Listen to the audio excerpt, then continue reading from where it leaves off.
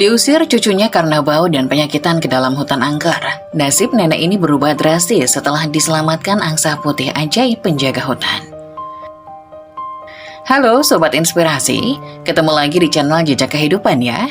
Kali ini ada cerita menarik tentang seorang nenek miskin penyakitan yang diusir ke dalam hutan yang angker. Nasibnya berubah drastis setelah ia diselamatkan oleh angsa putih ajaib. Seperti apa kisahnya? Mari kita simak sama-sama ya. Oh ya, bagi yang belum subscribe channel ini, jangan lupa klik tombol subscribe terlebih dahulu dan absen kalian semua dari daerah mana saja ya. Selamat menonton. Denting gelas kristal bakarat beradu nyaring membelah keheningan malam di ruang makan utama sebuah rumah mewah berlantai marmer Italia. Kilau lampu gantung kristal raksasa memantulkan cahaya keemasan di atas meja perjamuan yang dipenuhi hidangan kelas dunia. Aroma truffle oil dan panggang daging wagyu A5 bercampur dengan semerbak parfum mahal dari para tamu undangan, menciptakan suasana kemewahan yang absolut. Ruangan itu seolah menjadi singgasana bagi mereka yang merasa memiliki dunia. Wah, daging wagyu ini benar-benar lumar di mulut bagaikan mentega, Riko. Kau memang tahu persis cara memanjakan lidah kelas atas kami, puji Siska. Seorang wanita bergaun merah menyala yang lehernya dililit kalung mutiara tebal. Bibirnya yang dipoles lipstik semerah darah menyeringai puas, seraya memotong daging kemerahan di atas piring porselen berlas emasnya. Matanya menatap kagum ke sekeliling ruangan yang didominasi ornamen mewah. Tentu saja Siska, untuk tamu-tamu kehormatanku malam ini, hanya kemewahan mutlak yang boleh tersaji di atas meja ini. Balas Riko sembari memutar perlahan gelas wine merah di tangan kanannya dengan gaya aristokrat yang angkuh. Pria muda berbalut kemeja sutra licin itu menyandarkan punggungnya pada kursi beludru, membusungkan dada dengan kebanggaan yang membumbung tinggi. Lantai marmer yang kalian injak malam ini, lukisan abstrak di dinding itu, semuanya adalah bukti nyata bahwa aku berada di puncak rantai makanan. Orang-orang miskin dan rendahan di luaran sana hanya bisa bermimpi, bahkan sekedar untuk menghirup udara yang sama di dalam ruang makanku ini. Sementara tawa angkuh dan denting sendok perak terus menggema, lorong sempit yang menghubungkan ruang makan menuju dapur kotor seolah menjadi garis batas antara surga duniawi dan neraka jahanam. Di sudut paling gelap, dingin, dan lembab di dapur itu, terbaring sesosok tubuh renta yang lebih mirip kerangka berbalut kulit tipis yang siap hancur disentuh angin. Nenek Sumi menggigil hebat. Udara malam yang sedingin es dan ventilasi yang kacanya pecah langsung menusuk tulang-tulang yang rapuh. Kulit keriput sang nenek dipenuhi ruam hitam kemerahan yang mengelupas, menebarkan aroma sangat menyengat. Perpaduan antara obat gosok murahan yang sudah kadaluarsa, keringat dingin keputusasaan, dan bau apek pesing yang memuakan. Tapi tunggu dulu Riko. Sela seorang pria tambun berkemeja satin mahal. Pria itu menghentikan kunyahannya dan tiba-tiba mendengus udara dengan ekspresi wajah yang berubah jijik. Keningnya berkerut tajam membentuk lipatan ketidaksukaan yang kentara. Apakah asisten rumah tanggamu lupa membersihkan saluran pembuangan air? Kenapa ada bau busuk yang sangat tajam menyusup pelan-pelan sampai ke sini? Sumpah demi Tuhan, aromanya seperti bangkai tikus yang sudah berhari-hari direndam dalam comberan kotor. Mendengar protes itu, wajah Riko yang semula ponggah mendadak pucat pasi menahan malu. Rahangnya mengeras seketika, hingga urat-urat kebiruan di lehernya menonjol keluar seperti cacing kepanasan. Sialan, umpatnya sangat pelan dengan gigi yang bergemeretak menahan murka. Ia tersenyum kaku kepada para tamunya, berusaha menjaga wibawanya yang terkoyak di depan rekan bisnis. Tunggu sebentar kawan-kawan. Sepertinya ada hama menjijikan di belakang sana yang harus segera kusingkirkan agar tidak merusak selera makan malam kita yang sangat berharga ini. Di dalam dapur yang temaram, dada nenek Sumi naik turun dengan irama yang menyiksa batin siapapun yang melihatnya. Keringat dingin sebesar biji jagung terus meluncur dari pelipisnya, melewati pipinya yang tirus pucat, lalu menetes ke lantai yang kotor. Tangannya yang gemetar parah dan berbuku-buku besar berusaha keras mencengkram dada kirinya, menahan gejolak panas seperti lava yang membakar kedua paru-parunya. Tiba-tiba rasa gatal yang tak tertahankan mencekik tenggorokannya dengan kejam. Ia berusaha sekuat tenaga menahannya, menggigit bibir bawahnya yang pecah-pecah hingga berdarah. Tetapi kelemahan fisiknya pada akhirnya menyerah. Suara batuk parau yang sangat keras dan berdahak menyakitkan pecah dari tenggorokan Nenek Sumi. Gumpalan darah kental berwarna kehitaman menyembur keluar, menodai tikar pandan lapuk yang menjadi satu-satunya alas penopang tubuhnya. Bau anyir darah segar bercampur pekat dengan aroma pesing ruangan itu, menciptakan badai kombinasi bau memuakan yang langsung menguar kencang hingga menyapu ambang pintu ruang makan utama. Astaga, Tuhan, bau najis apa ini? Jerit Siska histeris sambil melompat mundur dari kursinya. Ia menutup hidungnya dengan serbet linen seolah udara di sekitarnya telah menjadi gas beracun. Riko, kau menyimpan mayat membusuk di rumah ini. Aku bisa muntah darah kalau terus mencium bau gembel ini. Langkah kaki berdentum keras menghantam lantai, seolah ingin menghancurkannya. Riko berdiri tegak di ambang pintu dapur. Matanya melotot tajam, memancarkan kebencian murni yang menyala-nyala bagai bara api neraka. Tangannya menggepal kuat, hingga buku-buku jarinya memotivasi. Napasnya memburu cepat menahan amarah yang meledak hebat di ubun-ubunnya. Dasar wanita tua bangka tidak berguna, bentak Riko dengan suara menggelegar dahsyat, membuat tubuh ringkih Nenek Sumi terperanjat dan semakin merengkuh ketakutan di sudut ruangan. Sudah aku bilang, tutup mulutmu itu rapat-rapat. Kau sengaja ingin mempermalukanku di depan teman-teman pentingku, hah? Kau ingin melihatku sukses, sementara kau hanya bisa membusuk seperti gundukan sampah di sudut dapurku. Maafkan, Nenek Nariko. Suara Nenek Sumi terdengar sangat lirih, bergetar hebat di sela-sela tarikan napasnya yang putus-putus. Air mata panas dan perih mengalir deras di sudut matanya yang sayu, menembus kerutan-kerutan dalam di wajahnya.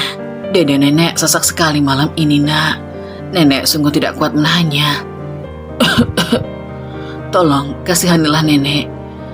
Belikan Nenek obat sirup merah yang biasanya ada di warung, nak. Obat? Kau berani mengemis minta obat pakai uangku? Riko melangkah maju dengan beringas. Ia mengangkat kaki kanannya yang terbalut sepatu kulit buatan Italia seharga puluhan juta, lalu menendang tikar pandan beserta tubuh neneknya dengan tenaga penuh tanpa ampun. Cih, bau bangkai. Nenek tua penyakitan mending mati aja, dimakan di demit hutan sana. Jangan bikin lantai marmer gue ketularan miskin dan kuman dari tubuh busukmu itu. Hati Nenek Sumi hancur berkeping-keping, seakan dihantam godam raksasa berkali-kali. Tangan keriputnya yang gemetar hebat berusaha menggapai ujung celana kain Riko yang licin, memohon setetes belas kasihan dengan sisa-sisa tenaga yang ia miliki di dunia ini. Riko, ini nenekmu, nak. Dulu nenek yang telah menyuapimu makan, yang menggendongmu setiap malam saat ayah ibumu tiada. Apakah tidak ada sedikit pun sisa rasa kasihan di hatimu untuk wanita yang merawatmu dari bayi? Lepaskan tangan najismu dari celana mahalku.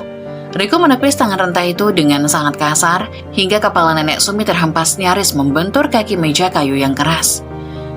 Nenek, kau bukan nenekku. Kau hanyalah parasit tua menjijikan yang menopang hidup dan menyebarkan penyakit kotor di istanaku. Dengar baik-baik, tikus kot. Teman-temanku di luar sana adalah orang-orang kelas atas penguasa kota. Gara-gara bau bangkai dan darah kotor yang kau muntahkan sembarangan itu, seleraku hancur. Kau sudah merusak segalanya. Ya ampun, Riko. Suara Siska tiba-tiba mengudara dari balik punggung pria itu. Wanita sosialita itu melongokkan kepalanya sedikit ke dalam dapur yang bau. Wajahnya berkerut hebat menahan mual melihat darah hitam yang menggenang jorok di lantai semen. Buang saja rongsokan hidup penyakitan itu. Rumah mewahmu ini bisa hancur harganya kalau orang luar tahu ada sumber penyakit menular bersarang di dalamnya. Jangan sampai kami semua tertular kusta atau paru-paru basah karenanya. Kalian dengar sendiri kan? Teriak Riko puas mendapat validasi atas kekejamannya. Matanya menyipit penuh perhitungan kejam, menatap Nenek Sumi layaknya melihat kotoran hewan di sol sepatunya. Malam ini juga, detik ini juga kau harus angkat kaki dari rumahku. Aku tidak peduli kalau kau mati membeku di jalanan atau digigit anjing liar sampai habis. Asal bau menjijikan ini hilang permanen dari pandanganku. Jangan, nak. Di luar, badai hujan sangat deras. Nenek mohon. Tangis Nenek Sumi pecah. Suara seraknya tenggelam oleh gelegar petir yang tiba-tiba menyambar memekakkan telinga di luar jendela dapur. Seolah langit pun ikut berteriak menangisi nasibnya yang amat malang. Beri nenek satu malam saja bernaung di sudut ini. Besok pagi nenek janji akan merangkak pergi. Nenek tidak akan bersuara lagi malam ini. Tidak ada kata besok untuk parasit kotor sepertimu. Riko maju dan mencengkram kerah dasar tipis Nenek Sumi yang sudah penuh tambalan basah keringat. Tangannya menarik paksa tubuh renta yang seringan daun kering itu untuk berdiri. Bunyi kain jahitan yang robek terdengar memilukan. Aku sendiri yang akan menyeret dan membuang bangkai hidup ini ke tempat yang paling pantas ke neraka. Langit seolah mengamuk, memuntahkan jutaan kubik air es yang menghantam bumi dengan amarah yang brutal. Gelagar petir merobek malam, menyinari lorong dapur tempat sebuah pemandangan memilukan sering terjadi. Tanpa sepercik pun belas kasihan, Riko menarik paksa kerah dasar usang nenek Sumi. Bunyi kain tipis yang robek kalah nyaring oleh rintihan kesakitan sang nenek saat tubuh rentanya terseret paksa di atas lantai semen yang dingin. Luka-luka di lutut dan siku nenek Sumi bergesekan dengan permukaan kasar, meninggalkan jejak darah tipis berbau debu. Napasnya terdengar seperti peluit rusak. Paru-parunya meronta, menuntut pasokan oksigen yang seolah dirampas paksa dari tenggorokannya. Ampun Riko, kulit nenek perih sekali. Lepaskan nak, nenek bisa jalan sendiri. Tolong jangan diseret seperti binatang. Rintih nenek Sumi dengan suara yang bergetar hebat. Air matanya menetes menganak sungai, bercampur dengan keringat dingin yang mengucur deras dari pelipisnya. Jari-jari keriputnya yang gemetar mati-matian berusaha melonggarkan cengkraman tangan kokoh cucunya. Namun tenaga ringkihnya sama sekali bukan tandingan pria muda yang sedang dibutakan oleh rasa jijik tersebut. Alih-alih melonggarkan pegangannya, Riko justru menariknya semakin kasar. Urat-urat di lengan pria berbalut kemeja mahal itu menonjol, seolah menyeret karung rongsokan tak berguna. Ia menendang pintu belakang rumah hingga terbuka lebar, membiarkan angin badai yang sedingin es langsung menerjang wajah keriput nenek Sumi. Jalan sendiri katamu, kakimu yang penuh borok itu bahkan sudah tidak sanggup berdiri. Kalau aku menunggumu jalan, rumahku bisa tertular kusta busukmu ini lebih lama. Diam dan nikmati saja perjalanan terakhirmu ini. Wanita tua menyusahkan. Riko, hujan di luar sangat deras nak. Petirnya menyambar-nyambar. Nenek kedinginan. Nenek bisa mati beku di luar sana. Isak nenek Sumi memohon di sela-sela giginya yang bergemeretak menahan dingin yang langsung menusuk hingga ke sumsum tulang. Dasar tipisnya seketika basah kuyup dalam hitungan detik, melekat pada tubuh kurusnya yang gemetar hebat bagaikan daun layu di tengah amukan badai. Dadanya kembali naik turun, menahan perih yang menyayat tulang. Justru itu yang kuinginkan, mati beku sana. Jangan pernah kembali menjadi benalu di hidupku, teriak Riko dengan suara serak yang mengalahkan gemuruh guntur. Ia mengangkat tubuh seringan kapas itu dengan sangat kasar, lalu melemparkannya tanpa perasaan ke atas bak belakang mobil pikap karatan yang biasa digunakan untuk rongsokan. Tubuh nenek Sumi terhempas keras membentur lantai besi yang dingin dan tergenang air keruh. Suara tulang yang berderak ngilu terdengar seiring jeritan tertahannya. Mobil pikap itu meraung membelah malam, menembus tirai hujan lebat dengan kecepatan ugal-ugalan. Di bak belakang yang terbuka tanpa atap, nenek Sumi terguling-guling tak berdaya setiap kali mobil menikung tajam. Hujan badai mencambuk wajahnya seperti ribuan jarum es yang ditusukkan tanpa ampun ke saraf-saraf wajahnya. Ia meringkuk memeluk lututnya sendiri, membiarkan tubuh rentanya dibasahi air langit sambil terus terbatuk mengeluarkan cairan pekat bercampur darah. Rasa gatal dan perih dari ruam di kulitnya kini berangsur mati rasa, berganti dengan hawa dingin yang perlahan mulai mematikan organ-organ vital di dalam tubuhnya. Perjalanan menyiksa itu terasa seperti berabad-abad bagi nenek Sumi, hingga akhirnya mobil pickup berhenti mendadak dengan rem yang berdecit nyaring membekakan telinga. Nenek Sumi terpelanting ke depan, dahinya membentur keras dinding besi kabin hingga darah segar mengucur deras. Melalui pandangannya yang mengabur karena air mata, darah dan hujan, ia melihat siluet mengerikan dari pohon-pohon beringin raksasa dengan akar-akar yang menjuntai seperti tentakel iblis di kegelapan. Mereka telah tiba di perbatasan hutan larangan, tempat gelap dan angker yang tak pernah diinjak oleh kaki manusia. Tempat di mana rumor tentang lolongan serigala liar dan rawa penelan manusia dijauhi oleh seluruh penduduk kota. Riko turun dari mobil, membanting pintunya dengan beringas. Ia menerjang genangan lumpur pekat di bawah guyuran hujan badai, lalu menurunkan penutup bak pikap. Dengan tatapan matanya yang sedingin es batu, ia menarik kaki nenek Sumi tanpa sedikit pun rasa ragu. Menyeretnya turun hingga tubuh renta itu jatuh terjerembab, menancap ke dalam kubangan lumpur hitam yang berbau anyir dan busuk. Lumpur sebeku es itu seketika menutupi separuh wajah dan pakaian usang nenek Sumi, menyumbat sisa-sisa udara yang berusaha masuk ke hidungnya. Riko, tolong jangan tinggalkan nenek di sini. Ini hutan angker, nak. Banyak binatang buas yang kelaparan. Nenek Sumi merangkak dengan sangat susah payah di atas lumpur pekat. Tangannya yang gemetar dan penuh luka sobek berusaha menggapai ujung sepatu pantofel mengkilap milik Riko. Darah segar menetes dari dahinya, menyatu dengan kotoran lumpur yang menyedihkan. Nenek takut. Setidaknya biarkan nenek mati di teras depan panti jompo, bukan di tempat laknat seperti ini. Riko menendang tangan keriput itu hingga terpental mundur. Wajahnya dipenuhi raut muak dan kebencian yang mendarah daging. Ia menarik kerah kemejanya, lalu meludah tepat ke arah kubangan lumpur beberapa sentimeter dari wajah neneknya. Cuy! Tempat laknat ini adalah istana yang paling pantas untuk bagai hidup sepertimu. Bau busukmu akan menjadi makanan lezat bagi cacing dan babi hutan malam ini. Jangan pernah bermimpi namamu akan kuukir di batu nisan yang layak. Kau bukan keluargaku. Kau hanyalah kotoran sejarah yang harus kuhapus untuk selamanya. Tuhan, ampuni cucuku Tuhan. Dan cabutlah nyawaku detik ini juga jika ini memang garis takdirku. Rintih nenek Sumi sangat lirih, nyaris menyerupai embusan angin mati. Tubuhnya ambruk sepenuhnya di atas lumpur tebal yang perlahan mulai menelan tubuhnya. Ia tak lagi memiliki tenaga, bahkan untuk sekedar mengangkat dagunya dari kubangan kotor itu. Matanya yang sayu dan kemerahan menatap nanar ke arah cahaya pendar merah lampu belakang mobil pickup yang mulai bergerak menjauh tanpa rasa bersalah sedikit pun.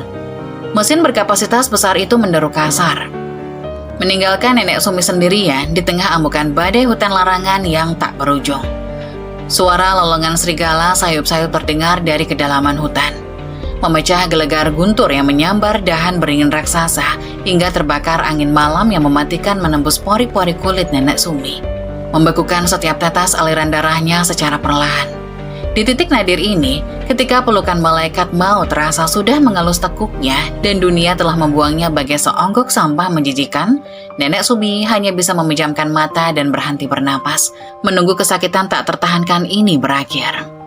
Gelapnya hutan larangan seolah memiliki nyawa yang bernapas melalui kabut pekat dan angin malam yang melolong ganas. Setelah suara mesin mobil Riko menghilang tertelan badai, kesunyian yang mencekam merayap masuk, mengoyak sisa-sisa kewarasan nenek Sumi. Hujan es terus mencambuk tanpa ampun, menusuk kulit keriputnya yang kini telah berubah warna menjadi biru pucat. Lumpur hitam berbau bangkai tempatnya terjerembab, terasa seperti rawa hisap. Perlahan menelan separuh tubuh rentanya, membekukan setiap aliran darah yang mencoba mengalir ke ujung-ujung jemarinya. Di sekelilingnya, siluet pohon interior raksasa menjulang tinggi bagaikan algojo pencabut nyawa. Akar-akar mereka yang tebal dan berlumut menjuntai di bawah, bergoyang tertiup badai menyerupai tentakel iblis yang siap melilit leher kerempeng wanita itu. Ya Allah, Gusti Pangeran yang Maha Pengasih, tolong cabutlah nyawaku detik ini juga. Hentikan semua siksaan ini, Tuhan. Rintih nenek Sumi dengan suara serak yang membelah deru badai. Giginya bergemeretak tak terkendali, menghantam satu sama lain hingga gusinya berdarah. Matanya yang membengkak menatap nanar ke arah kanopi hutan yang gelap gulita. Kenapa kau tahan napasku? Tersiksa di dunia ini. Ambillah ragaku sekarang. Tulang-tulangku rasanya seperti diremukan oleh godam besi raksasa. Dagingku beku tercabik-cabik. Aku sudah tidak punya siapa-siapa lagi di dunia ini. Tuhan, bahkan darah dagingku sendiri jijik melihatku bernapas. Didorong oleh insting bertahan hidup yang tersisa di alam bawah sadarnya, nenek Sumi mencoba merangkak. Jari-jarinya yang kaku dan berbuku-buku besar mencengkram tanah basah, menyeret tubuhnya keluar dari kubangan lumpur mematikan itu menuju pangkal sebuah pohon raksasa. Namun hutan larangan tidak mengenal belas kasihan. Tubuhnya tersangkut pada semak-semak berduri rotan yang tajamnya menyamai silat berkarat. Duri-duri itu menembus dasar lusuhnya, merobek kulit rapuhnya dalam satu tarikan napas panjang. Darah segar berwarna merah gelap mengalir keluar, bercampur dengan air hujan dan lumpur coklat, menebarkan aroma anyir yang seketika memancing kedatangan pemangsa alam. Pak, Bapak di mana? Jemput Sumi, Pak. Pak, Sumi kedinginan di sini, sendirian. Nenek Sumi mulai meracau dalam delirium demam mematikan yang perlahan menguasai otaknya. Air mata yang keluar dari sudut matanya langsung membeku, membentuk kristal es di pelipisnya. Tangannya menggapai-gapai udara kosong, seolah melihat sosok almarhum suaminya di balik kabut. Sumi sudah tidak kuat bertahan, Pak. Anak tunggal kita sudah tiada, dan cucu yang kita rawat dengan darah dan keringat sekarang membuangku ke tempat terkutuk ini, seperti membuang sampah busuk. Tolong, Pak, genggam tangan Sumi. Bawa Sumi pergi dari bau lumpur dan pesing ini. Bawa Sumi ke tempat yang hangat. Dari kejauhan, memecah gelegar guntur yang menyambar dahan pohon pinus hingga terbakar, terdengar lolongan panjang yang menggetarkan tulang rusuk. Lolongan serigala liar yang lapar saling bersahutan, perlahan namun pasti bergerak mendekati sumber bau darah segar yang menguar dari tubuh Nenek Sumi. Bayangan-bayangan hitam bermata merah mulai berkelebat di balik semak belukar. Teror psikologis menghantam kewarasan sang nenek lebih keras daripada badai hujan es. Paru-parunya meronta menuntut oksigen, memicu kejang hebat yang memaksanya memuntahkan segumpal darah hitam kental ke atas akar pohon beringin. Di tengah kesakitan sakaratul maut yang mencabik-cabik itu, halusinasi suara Riko tiba-tiba menggema di telinganya, menyiksa batinnya tanpa ampun. Bau bangkai, nenek tua penyakitan mending mati aja dimakan dedemit hutan sana. Jangan bikin lantai marmer gue ketularan miskin. Mendengar suara bayangan itu, Nenek Sumi meringkuk bagai janin yang ketakutan. Ia menutup kedua telinganya yang berdengung keras dengan tangan gemetar. Riko, maafkan nenek nak. Nenek janji besok tidak akan batuk lagi sampai di rumahmu. Isak Nenek Sumi ke arah kegelapan, menjawab suara halusinasi yang terus menghukum jiwanya. Napasnya kini hanya berhembus satu persatu, sangat pendek dan nyaris tak terdengar. Nenek janji akan diam seperti patung di sudut dapur. Nenek janji tidak akan mengeluarkan bau kotoran lagi. Tolong nak, jangan biarkan taring anjing-anjing liar itu mencabik daging nenek. Nenek takut gelap, Riko. Nenek takut sendirian. Lolongan serigala terdengar semakin dekat, disertai geraman rendah yang mengancam dari jarak kurang dari 10 meter. Nenek Sumi menekan dadanya yang bergemuruh tak karuan. Jantungnya berdetak sangat lambat, melemah di setiap ketukannya. Fase hipotermia ekstrim akhirnya mengambil alih. Rasa dingin dan sakit yang menyiksa secara perlahan sirna, digantikan oleh rasa kebas dan kehangatan semu yang memabukkan. Tubuhnya lemas tak bertulang. Ia perlahan memejamkan mata, membiarkan rahangnya terbuka saat napas terakhir bersiap meninggalkan kerongkongannya. Tidak ada lagi yang tersisa di dunia untukku. Hanya bau tanah pekat dan darah dingin. Bisik Nenek Sumi untuk yang terakhir kalinya. Suaranya terdengar jernih dan tanpa beban, menandakan kepasrahan absolut di ambang maut. Bibir pucatnya menyungging, sebuah senyuman tipis. Senyuman pertama yang menghiasi wajahnya setelah bertahun-tahun diinjak-injak oleh penderitaan. Aku ikhlas menerima vonis mati ini. Aku memaafkan semua kebencian yang membuangku ke sini. Bawa aku pulang sekarang, Tuhan, ke surgamu, di mana tidak ada lagi rasa sakit, tidak ada lagi hinaan bau bangkai. Aku siap memejamkan mata untuk selamanya. Tepat saat detak jantung Nenek Sumi bersiap berhenti pada ketukan terakhir, dan kawanan serigala liar meloncat dari semak-semak dengan taring terkembang. Angin badai tiba-tiba berhenti berhembus. Waktu di hutan larangan seolah membeku secara magis. Di tengah kegelapan pekat yang nyaris menelan seluruh harapan, seberkas cahaya sebiru samudra memancarkan kehangatan tiada tara, membelah langit malam tepat di atas tubuh renta yang nyaris menjadi mayat tersebut. Waktu di hutan larangan seolah berhenti berdetak, tepat pada milidetik ketika taring serigala liar berjalan sejengkal dari leher Nenek Sumi, kilatan cahaya 1000 samudra meledak dari langit malam, menyapu bersih kegelapan pekat yang mencekik. Kawanan monster buas itu mendadak terpental mundur, melolong ketakutan dengan ekor terselip di antara kedua kaki mereka sebelum lari tunggang langgang menembus kabut. Rintik hujan badai sedingin es membeku di udara, melayang tanpa bobot seolah menolak untuk menyentuh tubuh renta yang terkapar di atas kubangan lumpur. Perlahan suhu udara yang tadinya menusuk sumsum tulang berubah menjadi hangat dan membelah kulit, diiringi kepakan sayap raksasa yang menciptakan pusaran angin lembut bertabur serbuk cahaya keemasan.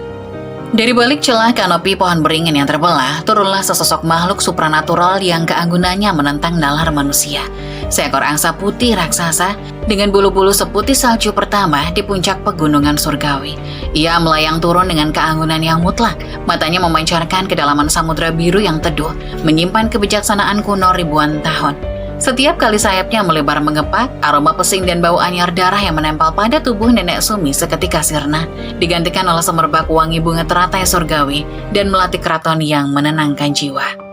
Apakah ini pintu gerbang surga? Apakah aku sudah mati? Bisik Nenek Sumi dengan napas yang putus-putus. Kelopak matanya yang membengkak bergetar hebat saat ia berusaha menatap pendar cahaya menyilaukan di hadapannya. Ia meremas lumpur kotor di dadanya, bingung dengan rasa sakit yang anehnya mulai memudar. Ataukah kau malaikat maut yang Tuhan kirim untuk mencabut sisa nyawaku? Jika iya, tolong lakukan dengan cepat. Tubuhku sudah terlalu hancur untuk menahan sakit sedetik lagi. Sang angsa putih mendaratkan kaki-kaki emasnya tepat di atas kubangan lumpur hitam yang berbau busuk itu. Ajaibnya, tak ada setetes pun kotoran yang berani menempel pada bulu sucinya. Makhluk agung itu menundukkan leher jenjangnya yang memancarkan pendar hangat, menatap langsung ke dalam mata Nenek Sumi yang dipenuhi trauma dan keputusasaan. Bukan maut yang datang menjemputmu malam ini, wahai jiwa yang terluka dan tersia-siakan. Sebuah suara magis yang sangat agung, namun menggema kuat, mengalir langsung ke dalam pikiran Nenek Sumi, layaknya alunan harpa surgawi. Aku datang untuk mengangkat derajatmu dari kubangan kehinaan ini. Langit telah mendengar rintihan ketabahanmu. Mendengar kelembutan suara itu, tangis Nenek Sumi justru pecah sejadi-jadinya. Ingatan akan makian kejam cucunya kembali menghujam ulu hatinya, membuatnya merasa tidak pantas menerima kebaikan apapun, bahkan dari makhluk kayangan sekalipun. Ia berusaha menyeret tubuhnya mundur, menjauh dari cahaya suci itu. Jangan mendekat, wahai utusan suci, ku mohon, jangan sentuh aku. Rintinya histeris sambil menyembunyikan tangannya yang penuh borok berdarah di balik punggungnya. Tubuhku ini bau bangkai, kulitku dipenuhi kusta dan pesing. Darah dagingku sendiri bilang, aku ini kuman kotor pembawa sial. Kotoran di tubuhku ini akan menodai bulu sucimu yang bersinar. Biarkan saja aku membusuk bersama cacing tanah di sini. Manusia yang dibutakan oleh keserakahan dunia seringkali membuang berlian murni hanya karena mengiranya sebagai kerikil selokan. Balas sang angsa putih dengan nada penuh empati yang menggetarkan dedaunan di sekitarnya. Makhluk raksasa itu menolak mundur. Ia melangkah maju menembus lumpur, mengabaikan segala peringatan sang nenek. Di mataku, kemurnian hatimu yang selalu memaafkan meski diinjak-injak jauh lebih wangi daripada ribuan taman mawar di kayangan. Kesabaran sucimu telah menembus 7 lapis langit malam ini. Tanpa sedikit pun keraguan atau rasa jijik, sang angsa putih merentangkan sayap saljunya yang lebar dan memeluk erat tubuh ringkih Nenek Sumi yang berlumuran darah, lumpur, dan muntahan dahak. Pelukan itu seketika memancarkan gelombang panas yang luar biasa nyaman, seperti pelukan seorang ibu kepada bayinya yang baru lahir. Rasa hangat itu menyusup masuk melalui pori-pori kulit Nenek Sumi yang keriput, mencairkan kebekuan di aliran darahnya, dan langsung meresap ke dasar paru-parunya yang hancur. Tuhan, hangat sekali. Kenapa kau tidak jijik memeluk rongsokan sepertiku? Isak Nenek Sumi yang kini membenamkan wajahnya yang basah oleh air mata ke dada berbulu lebat sang angsa. Ia menangis meraung-raung, melepaskan seluruh rasa sakit, penolakan, dan penghinaan yang selama bertahun-tahun ia pendam sendirian di sudut dapur yang gelap. Cucuku menendangku, ia meludahi wajahku. Ia bilang lantai rumahnya lebih berharga dari nyawaku. Kenapa makhluk suci sepertimu mau menyentuh dagingku yang membusuk ini? Karena roda kehidupanmu mulai berputar berbalik malam ini, wahai ratu yang terbuang. Suara sang angsa kembali menggema, membawa kepastian yang tak bisa dibantah oleh takdir manapun. Sayapnya mengelus punggung bungkuk Nenek Sumi dengan penuh kasih sayang supranatural. Mereka yang merendahkanmu hingga ke dasar bumi akan melihatmu bertata di atas langit. Penderitaanmu berakhir detik ini juga. Rasakanlah pelukan ini dan biarkan cahaya ini membasuh setiap kepedihan yang ditorehkan oleh mereka yang zalim kepadamu. Hari ini, air matamu telah dibayar lunas oleh semesta. Di dalam dekapan saya bercahaya itu, Nenek Sumi memejamkan mata. Untuk pertama kalinya dalam hidupnya yang penuh siksaan, ia bernapas tanpa merasakan perih yang menyayat dada.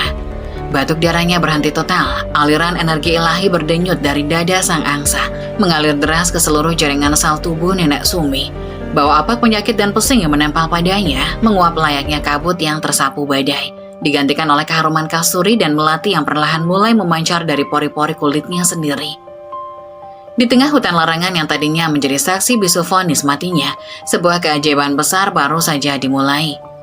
Bersiap mengubah wanita tua yang dibuang layaknya bangka ini menjadi sosok penguasa yang tak tersentuh. Hutan larangan yang tadinya dipenuhi lolongan maut kini terdiam dalam kebisuan yang sunyi. Di balik dekapan sayap salju sang angsa putih, sebuah keajaiban yang melampaui batas nalar manusia sedang bekerja. Sang angsa menundukkan leher jenjangnya lebih dalam, menatap penuh haru pada wajah keriput Nenek Sumi yang masih basah oleh air mata penderitaan dan keringat dingin sakaratul maut. Perlahan, dari sudut mata sebiru samudera milik makhluk kayangan itu, meneteslah sebutir air mata cair yang berpendar keemasan terang. Tetesan itu jatuh tanpa suara, meluncur layaknya bintang jatuh di tengah kegelapan malam badai, lalu mendarat tepat di atas dada sang nenek Sumi yang hancur oleh penyakit paru-paru menahun. Seketika, tetesan air mata emas itu menyentuh kulitnya. Sebuah gelombang kecut yang sangat lembut namun bertenaga menyapu seluruh sel tubuh nenek Sumi. Sensasi dingin membekukan dan perih yang menyayat yang sebelumnya merobek-robek dadanya menguap lenyap tak bersisa. Hal itu digantikan oleh kehangatan berdesir yang menjalar dengan kecepatan cahaya ke seluruh pembuluh darahnya. Cahaya keemasan meresap masuk melalui pori-pori kulit yang terbuka lebar, menyuntikkan energi kehidupan murni yang seketika mencuci bersih setiap racun, kuman pembusuk, dan sel berpenyakit radang yang selama bertahun-tahun menggerogoti tubuh rentanya dari dalam, hingga ia kerap memuntahkan darah hitam. Ya Tuhan, yang Maha Agung, keajaiban macam apa ini? Mengapa dadaku tidak lagi terasa seperti ditusuk ribuan jarum berkarat yang panas? Bekik nenek Sumi tertahan.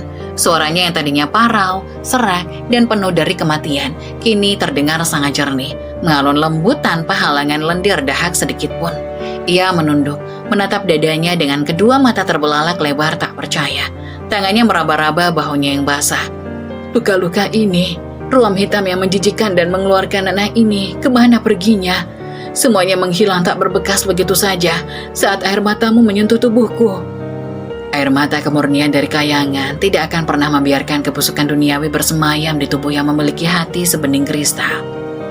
Sahut sang angsa putih dengan suaranya yang menggema penuh keagungan di dalam relung sanubari sang nenek. Sayap lebarnya kembali mengepak pelan, memancarkan debu-debu cahaya bintang yang kini menyelimuti seluruh tubuh wanita tua itu seperti jubah pelindung magis. Penyakit mematikan yang terus-menerus dihinakan oleh cucumu itu bukanlah sebuah kutukan, melainkan ujian akhir dari Sang Pencipta untuk membuktikan seberapa luas samudera kesabaranmu. Kini kau telah lulus dengan predikat paling mulia. Biarkan cahaya surgawi itu mengembalikan mahkotamu yang sebenarnya, wahai ratu yang terbuang. Proses keajaiban itu berlangsung dengan visual yang sangat memukau mata. Di bawah pendar cahaya keemasan yang menembus badai, kulit nenek Sumi yang sebelumnya mengendur layu, keriput parah, dan dipenuhi borok berdarah, tiba-tiba mengencang seketika secara kasat mata. Sel-sel kulit mati yang bersisik terkelupas dan rontok menjadi serpihan debu bercahaya, digantikan seketika oleh lapisan kulit baru yang sangat mulus, bersih, dan memancarkan rona kemerahan layaknya wanita yang berada di puncak kesehatan utamanya. Bau apak pesing yang menjijikkan dan aroma anyar darah yang selama bertahun-tahun melekat bagai kutukan, tersapu habis terbawa pusaran angin magis. Sebagai gantinya, semerbak aroma bunga melati keraton suci yang sangat kuat dan menenangkan meledak dari dalam tubuhnya, mengharumkan setiap sudut hutan larangan hingga radius ratusan meter. Aroma itu begitu murni hingga bunga-bunga liar di sekitar mereka seketika mekar menjadi lili putih yang seputih salju meski terendam di dalam lumpur yang kotor. Tidak mungkin, kejadian ini pasti sebuah ilusi dari alam barzah. Aku pasti sudah berhalusinasi tepat sebelum rohku dicabut, ucap nenek Sumi dengan kedua belah tangan gemetar meraba lekuk wajahnya sendiri. Jari-jarinya tidak lagi menemukan keriput kasar atau luka sobek di pipinya. Kulitnya kini terasa kenyal dan sehalus kain sutra terbaik. Aku bisa bernapas lega sekali tanpa rasa sakit. Tidak ada lagi bunyi mengi saat udara masuk. Tanganku bahkan tidak lagi bergetar karena kelemahan. Kenapa? Kenapa kau memberikan anugerah sebesar ini kepada bangkai rongsokan yang tak berguna sepertiku, wahai utusan langit? Aku hanyalah pesakitan miskin yang dibuang secara keji oleh darah dagingku sendiri ke kubangan menjijikan ini. Berhentilah memanggil dirimu bangkai atau rongsokan, karena kata-kata keji itu hanya ilusi yang diciptakan dari mulut kotor mereka yang berhati iblis. Tegas sang angsa putih, matanya menatap tajam menembus jiwa, namun tetap penuh dengan kasih sayang, mengunci pandangan nenek Sumi untuk menyalurkan kekuatan mental yang kokoh. Darah dagingmu membuangmu dengan kejam karena ia dibutakan oleh kefanaan dunia ini. Ia mengira harta, jabatan, dan lantai marmer mewahnya adalah segalanya di alam semesta. Ia sama sekali tidak tahu bahwa pada malam badai ini, alam semesta telah mencatat segala kesombongan biadabnya dan bersiap mengubah seluruh penderitaanmu menjadi kebangkitan mutlak yang akan mengguncang dunianya. Berdirilah dan rasakan kekuatan sejatimu kembali mengalir. Seiring dengan perintah absolut yang meluncur dari paruh emas makhluk supranatural tersebut, tulang punggung nenek Sumi yang selama beberapa dekade ini bungkuk melengkung akibat beban hidup berat dan osteoporosis parah, tiba-tiba berderit pelan dari dalamnya. Bunyi gemertak itu sama sekali tidak menyakitkan, melainkan melegakan. Tulang-tulang rapuh itu kembali lurus, memadat, dan menjadi sekokoh baja. Tubuhnya terangkat dengan sendirinya, merangsek naik dari posisi merangkat, hingga berdiri tegak sempurna dengan postur yang sangat anggun dan berwibawa tepat di atas kubangan lumpur hitam. Aura kelemahan, ketakutan, dan kepasrahan yang selama ini membungkus dirinya lenyap tanpa meninggalkan jejak. Kini yang berdiri kokoh di bawah rimbunnya daun pohon beringin raksasa bukanlah seorang pengemis berpenyakitan yang menunggu ajal, melainkan sesosok figur agung yang memancarkan karisma martabat seorang permaisuri kerajaan. Bahkan, daster lusuhnya yang bau, sobek, dan dipenuhi tambalan kotor akibat lumpur perlahan mulai bermutasi. Benang-benang kusam di pakaian itu menyala terang, menyerap debu-debu keemasan dari kepakan sayap sang angsa, mengubah teksturnya secara bertahap seolah ditenun ulang oleh tangan-tangan gaib tak kasat mata. Nenek Sumi mengepalkan kedua tangannya dengan mantap, merasakan aliran tenaga berapi-api yang belum pernah ia rasakan sejak puluhan tahun lalu di masa mudanya. Jantungnya berdetak sangat stabil dan kuat, memompa darah yang penuh dengan vitalitas tinggi ke sekujur tubuhnya. Kehinaan luar biasa yang ditimpakan padaku malam ini. Luka hati yang dirobek-robek saat aku diseret menyusuri lantai dan dilemparkan ke lumpur pekat ini layaknya binatang. Semuanya tiba-tiba terasa sirna terhapus oleh wangi surgawi yang mengalir dalam darahku. Gumam Nenek Sumi pelan, menatap kagum pada kedua telapak tangannya yang kini bersih dan memancarkan cahaya. Air mata kembali mengalir deras membasahi pipinya yang mulus, namun kali ini bukan air mata keputusasaan, melainkan air mata syukur yang tak terhingga nilainya. Tuhan Maha Adil, Dia mengutusmu tepat di saat sangkakala kematian nyaris ditiupkan untukku. Aku bersumpah tidak akan pernah menyia-nyiakan nyawa keduaku ini. Namun, apa yang harus aku lakukan dengan keagungan sebesar ini? Kemana aku harus melangkahkan kaki dari hutan yang kelam ini? Tugasmu yang pertama malam ini adalah mengelurkan tanganmu dan menerima anugerah materi yang belum usai dari langit, jawab sang angsa putih, sambil perlahan menarik sayap lebarnya, membiarkan Nenek Sumi berdiri mandiri dengan kemuliaan baru yang menyilaukan mata.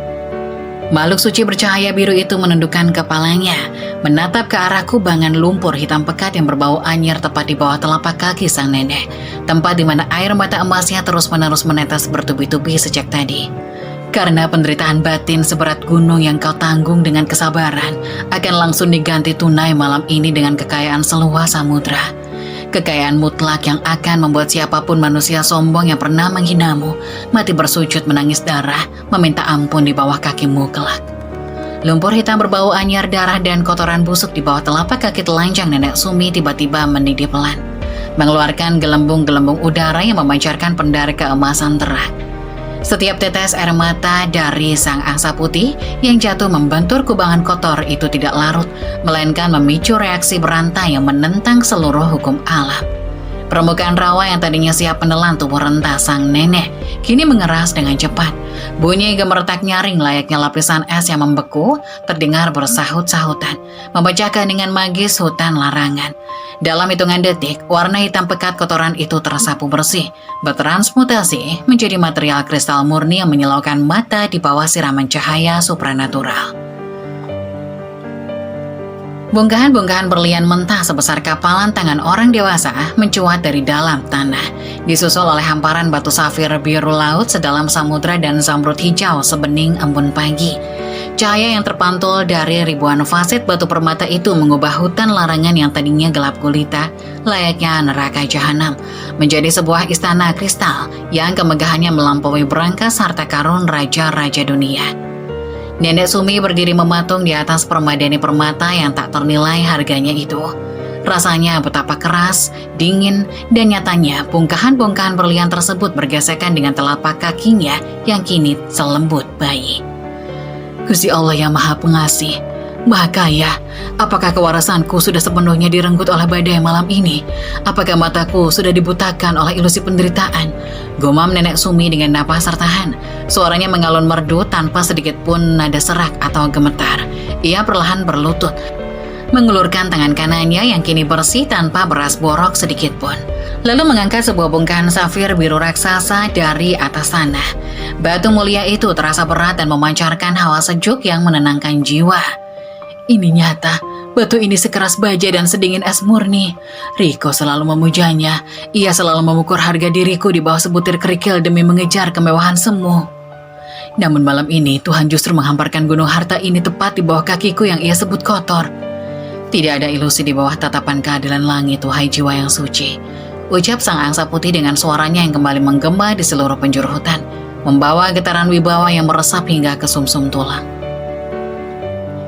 Makhluk kayangan itu merapatkan kedua sayap raksasanya, menatap sang nenek dengan sorot mata penuh kebanggaan. Itu adalah kristalisasi dari air matamu sendiri. Setiap hinaan bau bangkai yang kau telan dalam diam, setiap tetes darah yang kau muntahkan di sudut dapur yang gelap, dan setiap tendangan yang kau terima dengan sabar, telah dikonversi oleh semesta menjadi kekayaan absolut. Ambillah harta itu, karena alam semesta membayarnya lunas untukmu malam ini. Seiring dengan kalimat suci itu, pusaran debu keemasan yang sedari tadi melayang di udara mulai bergerak melingkari tubuh Nenek Sumi. Dasar tipis, robek, dan penuh tambalan kusam yang melekat di tubuhnya seketika terurai menjadi partikel cahaya. Detik berikutnya, helai demi helai benang sutra terbaik dari kayangan merajut diri secara magis membungkus tubuh sang nenek. Dasar lusuh itu bertransformasi menjadi sebuah kebaya beludru hitam pekat yang elegan, dihiasi sulaman benang emas murni bermotif bunga melati yang melingkari kerah dan lengannya. Kain jarik batik Prada memancarkan wibawa keraton menutupi kakinya, disempurnakan dengan sepasang selo berlapis kain sutra tebal bertatakan butiran mutiara asli. Aroma wangi melati yang semerbak semakin menguat, mengunci identitas barunya sebagai sosok yang tak tersentuh oleh penderitaan dunia. Nenek Sumi bangkit berdiri, merasakan kain sutra dingin yang membalut tubuh tegaknya. Sorot matanya yang selama berpuluh-puluh tahun selalu sayu, menunduk dan penuh ketakutan, kini perlahan menajam. Ada ketenangan yang luar biasa stoik di wajah ayunya yang kembali bersinar. Ia tidak lagi meneteskan air mata kecemasan. Segala keputusasaan telah mati malam itu juga, terkubur bersama dasar lusuhnya di dasar hutan larangan. Lihatlah dirimu sekarang, ratu yang tak tersentuh. Apakah kau masih merasa ketakutan pada gelapnya dunia? Tanya sang angsa putih, seraya melangkah mundur perlahan. Bulu-bulu saljunya mulai berpendar sangat terang, menandakan bahwa tugas sucinya di dunia Vanda telah mencapai purna. Kekuatan yang kau rasakan di nadimu malam ini adalah kebenaran. Jangan pernah lagi menundukkan kepalamu di hadapan manusia berhati iblis. Gunakanlah kemuliaan ini untuk menunjukkan kepada mereka yang buta bahwa hukum karma tidak pernah tertidur dan roda kehidupan bisa berputar menghancurkan kesombongan dalam sekali tarikan napas. Aku tidak takut lagi, wahai utusan suci. Rasa sakit itu telah sirna, digantikan oleh kedamaian yang tak tergoyahkan. Jawab Nenek Sumi dengan nada bicara pelan, datar namun syarat akan kekuatan absolut. Ia merapatkan kedua telapak tangannya di depan dada, memberikan penghormatan tulus yang paling dalam. Aku tidak akan menggunakan anugerah ini untuk menyebar kebencian, karena hatiku telah memaafkan. Namun aku akan membiarkan takdir berjalan semestinya. Aku akan menjadi cermin yang memantulkan kebusukan hati cucuku, agar ia belajar arti dari kehancuran sejati yang diciptakan oleh mulutnya sendiri. Pilihan yang sangat bijaksana, wahai permaisuri kesabaran. Roda karma telah mulai berputar sangat kencang untuk mereka yang menzalimimu. Bersiaplah menyaksikan kejatuhannya. Sahut sang angsa putih untuk yang terakhir kalinya. Bersamaan dengan hembusan angin malam yang tiba-tiba terasa sejuk dan damai, tubuh raksasa sang angsa mulai memudar, hancur menjadi jutaan serbuk bintang yang berterbangan membumbung tinggi menuju langit yang kini cerah tanpa awan badai. Hutan larangan kembali hening, namun bukan lagi keheningan yang mencekam. Tidak ada lolongan serigala, tidak ada bayangan iblis, dan badai hujan es telah resmi berhenti sepenuhnya. Di tengah hamparan rawa yang kini telah membeku menjadi ladang berlian mentah dan safir raksasa, Nenek Sumi berdiri sendirian, memancarkan wangi melati keraton yang menusuk penciuman. Tatapannya menembus kegelapan malam, lurus mengarah ke jalan setapak tempat mobil pikap cucunya meninggalkan beberapa jam yang lalu. Dengan keanggunan seorang ratu yang baru saja mendapatkan kembali mahkotanya, ia memungut sekepal bengkohan berlian murni dari tanah, menggenggamnya erat, dan mulai melangkah perlahan keluar dari hutan maut tersebut. Babak baru pembalasan dendam dan elegan baru saja dimulai. Hukuman semesta tidak pernah datang terlambat, dan ketika ia tiba, tebasannya jauh lebih kejam daripada badai malam di hutan larangan. Tepat 30 hari setelah insiden pengusiran tak berperi kemanusiaan itu, kekaisaran kesombongan Riko hancur lebur bak istana pasir yang dihantam tsunami. Pabrik tekstil yang menjadi sumber aroganisnya terbakar habis rata dengan tanah dalam waktu semalam. Asuransi menolak klaim karena ditemukan indikasi kelalaian fatal, menyisakan tumpukan utang miliaran rupiah yang langsung mencekik lehernya. Namun kebangkrutan materi hanyalah hidangan pembuka dari menu neraka yang telah disiapkan oleh karma. Hanya berselang seminggu setelah rumah mewah dan lantai marmer kebanggaannya disita pihak bank, tubuh Riko mulai memberontak. Di dalam sebuah kamar kos sempit dan gelap, pria yang dulu selalu wangi parfum jutaan rupiah itu kini menggigil hebat di pojok ruangan. Kulit kencangnya tiba-tiba ditumbuhi ruam hitam kemerahan yang melepuh, persis menjiplak borok yang dulu menggerogoti tubuh Nenek Sumi. Setiap kali melepuh, ruam itu pecah dan mengeluarkan cairan kental bernanah yang memancarkan aroma sangat memuakkan. Bau anyir darah busuk, pesing comberan, dan keringat asam bercampur menjadi satu, menciptakan aroma bangkai yang begitu pekat hingga membuat tikus got sekalipun enggan mendekat. "Tolong buka gerbangnya, Siska. Ini aku, Riko. Aku mohon, buka gerbangmu." Ratap Riko dengan suara parau yang menyayat hati. Tangannya dipenuhi borok bernanah memukul-mukul jeruji besi berlapis emas di depan rumah mewah mantan rekan sosialitanya. Tubuhnya dibalut kemeja kotor yang sudah berhari-hari tak diganti, basah oleh rintik hujan dan keringat dingin. Napasnya tersengal-sengal, diiringi batuk berdahak yang membuat dadanya terasa seperti ditusuk ribuan besi karatan. "Siska, tolong, pinjami aku uang untuk ke rumah sakit. Paru-paruku rasanya mau pecah, aku butuh obat, Siska." Pintu utama yang terbuat dari kayu jati terukir itu terbuka perlahan. Siska, wanita berlipstik semerah darah yang sebulan lalu memuji hidangan wagyu Riko, melangkah keluar ke teras dengan gaun sutra mewahnya. Namun langkah wanita itu mendadak berhenti. Ekspresi wajahnya yang semula angkuh seketika berubah menjadi raut jijik dan mual yang luar biasa. Ia langsung menarik serbet linen dari lehernya dan membekap hidungnya kuat-kuat.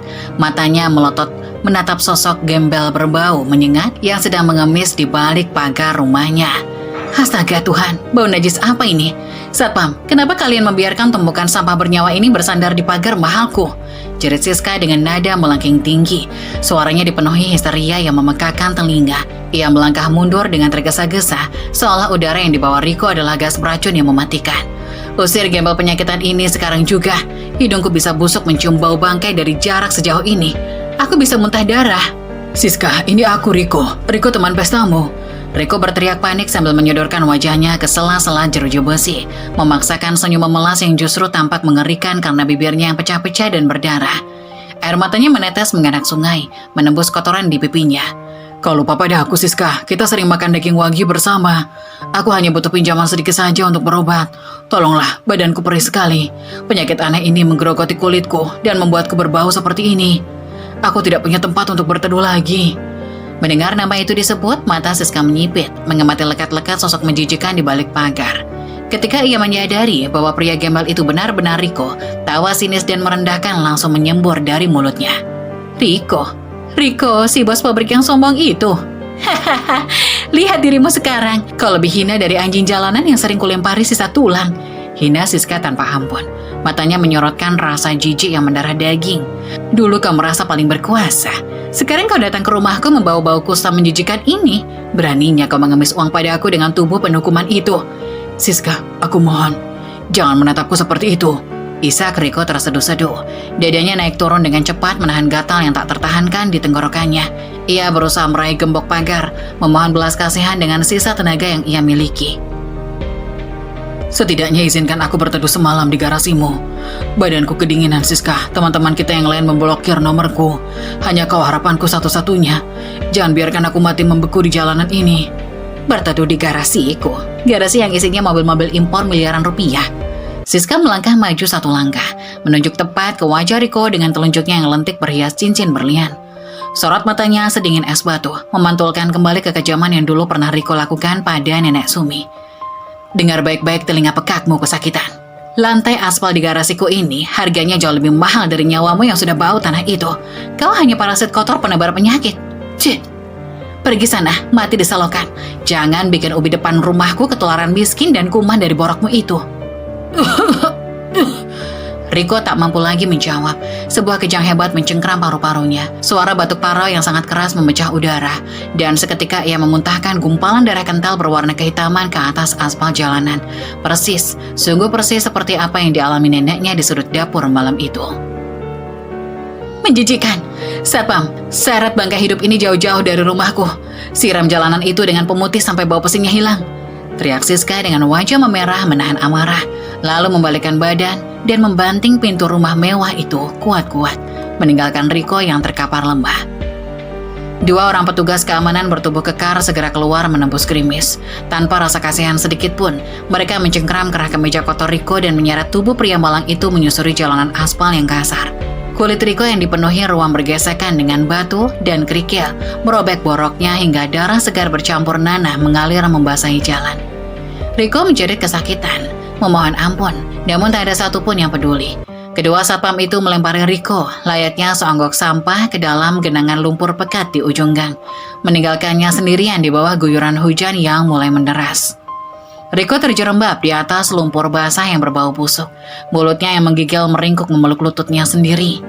Luka-luka yang berdenyut menyiksa, sementara hawa dingin perlahan membekukan aliran darahnya. Di tengah isak tangis keputusasaan dan napasnya yang putus-putus, memori kelam 1 bulan lalu berkelebat di benaknya bagai kaset rusak.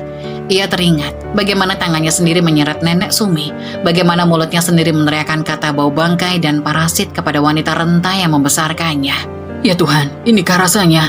Inikah dinginnya lantai dan lumpur yang nenek rasakan malam itu? Rintih Riko dalam keheningan gang yang gelap, air matanya bercampur dengan air hujan dan lumpur di wajahnya. Giginya bergemeretak menahan perih yang mengiris sanubari. Kau membalasku tunai Tuhan. Kau pindahkan bau bangkai ini ke tubuhku. Kau biarkan aku diseret dan diludahi layaknya binatang. Nenek, maafkan aku, Nek. Aku merasakannya sekarang. Nenek, ini sangat menyakitkan. Matahari siang membakar aspal ibu kota tanpa ampun, memantulkan uap panas yang menyesakkan dada. Namun hawa dingin yang menusuk tulang justru merayap liar dari dalam tubuh Riko yang menggigil hebat. Di depan gerbang besi menjulang tinggi yang dulunya adalah rumah mewahnya sendiri, Riko kini hanyalah seonggok daging bernyawa yang pasrah menunggu ajal. Tubuhnya yang kurus kering dibalut kemeja compang-camping berlapis debu, sisa-sisa hujan dan lumpur selokan. Lalat-lalat hijau berterbangan mengitari ruam hitam bernanah yang memenuhi wajah dan lengannya, berpesta di atas aroma bangkai pekat yang menguar dari setiap pori-pori kulitnya. Pria muda yang sebulan lalu dengan angkuh menyombongkan lantai marmer Italia itu, kini telah mengais-ngais tempat sampah komunal dengan jari-jarinya yang gemetar berdarah, memperebutkan sisa potongan roti berjamur dengan anjing liar yang menggeram ke arahnya. Deru mesin halus layaknya hembusan angin surga tiba-tiba memecah bisinya jalan raya. Sebuah mobil Rolls-Royce Phantom keluaran terbaru berwarna hitam pekat yang mengkilap tanpa celah meluncur dengan keanggunan absolut dan berhenti perlahan tepat di depan tumpukan sampah tempat Riko berlutut. Kilau bodi mobil seharga puluhan miliar yang memantulkan sinar matahari itu sangat kontras dengan genangan lumpur jorok dan bau busuk di sekitarnya. Kaca jendela mobil yang segelap malam membuat siapapun tak bisa mengintip ke dalam. Riko menelan ludah dengan tenggorokannya yang serak berpasir, menatap nanar ban mobil mewah itu yang ukurannya bahkan jauh lebih besar dari wajahnya saat ini. Pintu belakang penumpang terbuka dengan gerakan hidrolik tanpa suara.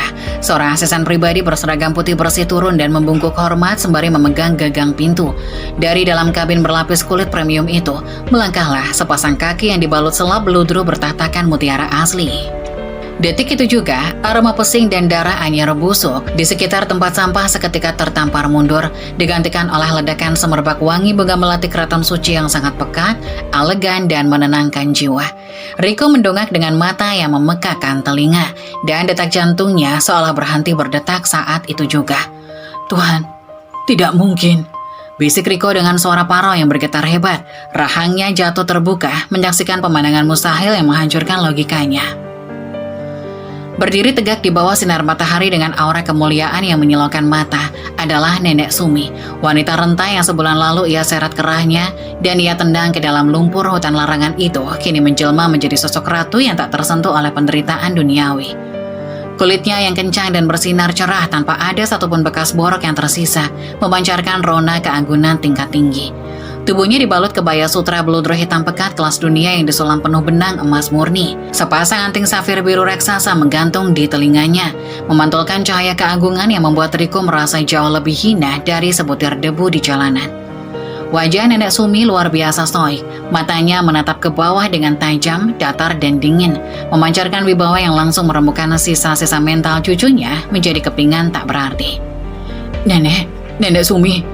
Ratap Riko terseduh-seduh, ia melempar roti berjamur dari tangannya, memaksakan tubuhnya yang penuh borok merangkak membelah genangan lumpur yang panas, mendekati ujung kaki wanita agung tersebut. Ini benar-benar nenek, ya Tuhan, nenek masih hidup, nenek sudah sembuh total dan menjadi sekaya ini. Berhentilah menyeret tubuh najismu mendekati sepatu berlianku, Riko. Aspal di bawah kakiku ini harganya jauh lebih mahal dari sisa nyawamu yang sudah bau tanah itu. Ucap Nenek Sumi dengan nada suara yang sangat tenang, lembut. Namun setiap suku katanya melesat setajam mesilet yang menyayat tepat di ulu hati. Ia mengembalikan persis setiap kalimat hinaan yang pernah diucapkan cucunya tanpa perlu repot-repot meninggikan suara. Menciptakan tamparan psikologis yang sangat mematikan. Mendengar kalimatnya sendiri dipantulkan kembali dengan kenyataan yang menghancurkan, tangis Riko pecah meraung-raung layaknya binatang yang terjerat perangkap maut. Ia tak peduli lagi pada sisa harga diri yang sudah hancur lebur. Riko menundukkan kepalanya dalam-dalam, menyentuhkan dahinya yang berdarah ke atas aspal basah, lalu mencium ujung sepatu emas neneknya dengan derai air mata penyesalan yang membakar kedua pipinya. "Ampuni aku, Nek. Ampuni cucumu yang buta dan sombong ini," teriak Riko histeris di sela-sela batuk darahnya yang membasahi aspal hitam. "Aku salah, Nek. Aku ini iblis. Tuhan telah menghukumku malam ini. Pabrikku terbakar habis, rumah marmerku disita bank, dan kini tubuhku membusuk, mengeluarkan bau bangkai persis seperti yang dulu aku tuduhkan padamu. Semua orang membuangku, Nek. Siska dan teman-teman sosialitaku meludahiku. Tolong aku, Nek. Angkat aku dari neraka ini. Bawa aku ke rumah sakit mana saja. Aku berjanji akan menjadi budak pencuci kaki seumur hidupku. Aku mohon, Nek. Dadaku ini sakit sekali." Nenek Sumi tidak bergeming sedikit pun dari posisinya. Matanya menatap sosok hancur yang sedang bersujud di bawah kakinya, bagai menatap selai daun kering yang gugur di musim kemarau. Tanpa emosi, tanpa rasa dendam yang meledak-ledak, namun juga kosong tanpa secercah pun belas kasihan. Ia menghela napas panjang, menghirup aroma wangi melati dari tubuhnya sendiri, mengabaikan bau busuk bangkai yang menguar dari cucunya. "Kau tidak sedang berada di neraka, Riko. Kau hanya sedang menuai benih kesombongan yang kau tanam sendiri di atas penderitaanmu," jawab Nenek Sumi dengan keanggunan yang membekukan darah. Tatapannya mengunci mata Riko yang ketakutan setengah mati.